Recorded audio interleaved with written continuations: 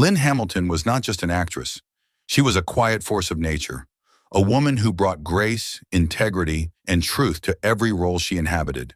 Her life, which began in the segregated South and unfolded over 95 impactful years, is a story of perseverance, passion, and purpose.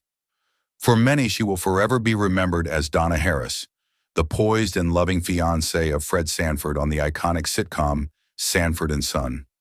But her influence extended far beyond that role.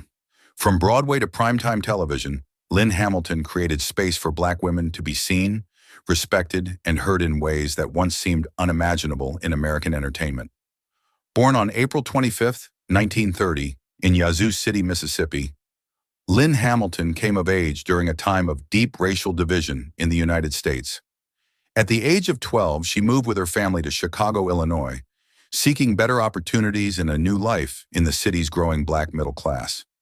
It was in Chicago that Lynn first discovered her love for performance.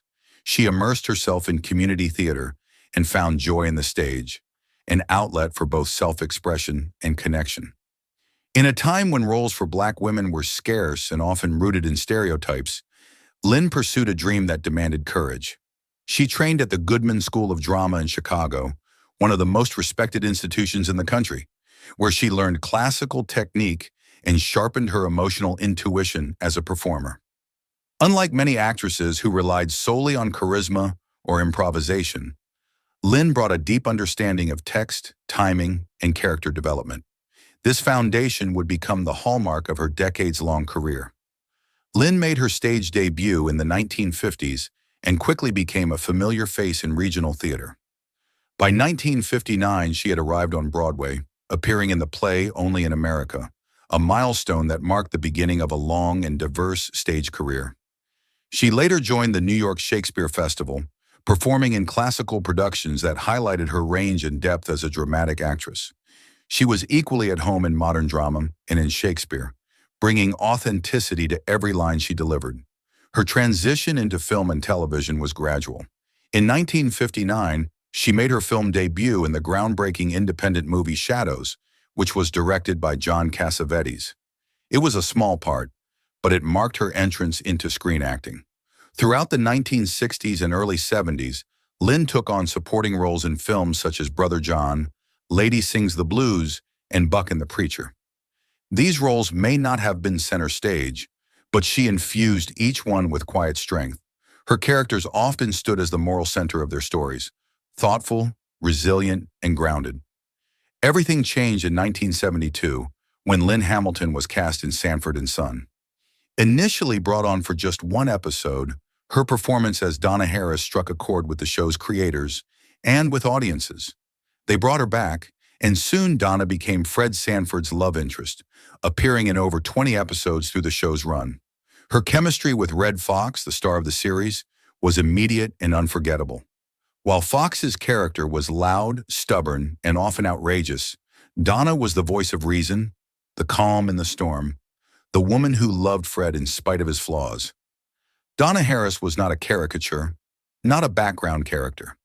She was an educated, independent, emotionally intelligent woman who pushed back when necessary and offered tenderness when needed. Her portrayal brought a sense of normalcy and respectability to a genre that often relied on slapstick and exaggeration. Through her, Lynn showed that Black women could be elegant and assertive, nurturing and no-nonsense, all at once. She gave dignity to her role, and in doing so, gave dignity to the women watching her at home. Lynn's influence didn't stop there. While Sanford and Son made her a household name, her work in the Waltons proved she was far more than a sitcom actress. She played Verdi Foster, a strong-willed schoolteacher who appeared regularly on the show from 1973 to 1981. This was a different kind of role, more dramatic, more emotionally layered, and Lynn rose to the occasion. On the Waltons, she was part of a story about rural American life, family, and values.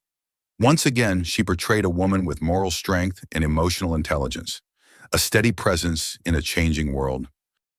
Throughout the 1980s and 90s, Lynn Hamilton continued working steadily in television. She appeared in a wide variety of shows including Good Times, 227, The Golden Girls, Barnaby Jones, Gunsmoke, roots, the next generation, and the practice. No matter how big or small the role, she brought the same sincerity and depth that had become her trademark.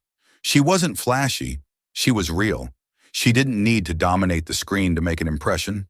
All she needed was a few lines, a look, a pause, and she could steal a scene. In the 2000s, she took on new challenges. She made guest appearances on modern shows like Curb Your Enthusiasm, where she played Wanda Sykes' mother, and she had a powerful part in the documentary Bea, A Black Woman Speaks, in which she portrayed a trailblazing character who reflected many of the struggles Lynn herself had lived through. Her final TV role came in 2009 when she appeared on an episode of Cold Case. At 79 years old, she was still acting, still bringing life and love to the screen. Outside of acting, Lynn Hamilton had a full and meaningful life. In 1964, she married playwright and stage director Frank Jenkins. The two remained together until his death in 2014, sharing a partnership built on mutual respect, creativity, and love. They often worked together in theater, bringing plays to life with shared vision and commitment. Their relationship was a model for what a creative union could look like: balanced, nurturing, and deeply collaborative. Lynn was also deeply committed to mentoring young actors and staying engaged with the theater community. She returned often to teach workshops and speak at events focused on Black storytelling and women in the arts. She believed in lifting others up, in making sure that the doors she had helped open stayed open for those who came after her. She didn't chase fame, she sought meaning. She didn't just want roles, she wanted roles that said something, that mattered. Over her career, Lynn received numerous accolades, including recognition from civil rights organizations, acting guilds, and arts institutions. But for her, the most rewarding part of acting was connection. The connection with her audience, the connection with her castmates, the connection with her own truth. Acting was never just a job for Lynn, it was a calling. It was how she contributed to the world. It was how she reminded people, especially Black women, that they mattered. As she aged, Lynn quietly stepped out of the public spotlight, living a peaceful life in Chicago, surrounded by her loved ones. She lived to the age of 95, passing away on June 19, 2025, after a life that touched generations. She left behind a family who adored her, a career that broke barriers, and a legacy of grace that will not be forgotten. Even now, her characters live on. Donna Harris still appears in reruns, reminding viewers what love looks like when it's patient and strong. Verdie Foster remains a symbol of kindness and wisdom. The faces she brought to life continue to offer comfort, inspiration, and pride. Lynn Hamilton may have passed, but her work is timeless. Her legacy stretches beyond the screen into classrooms, living rooms, and hearts.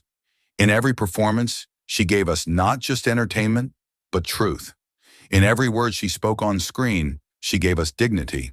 And in every role she played, she showed the world that representation isn't just about visibility, it's about value. She lived a long, rich life rooted in purpose. She chose roles that mattered.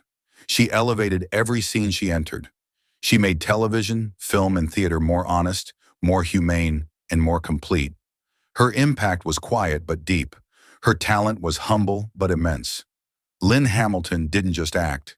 She gave of herself, fully and without apology.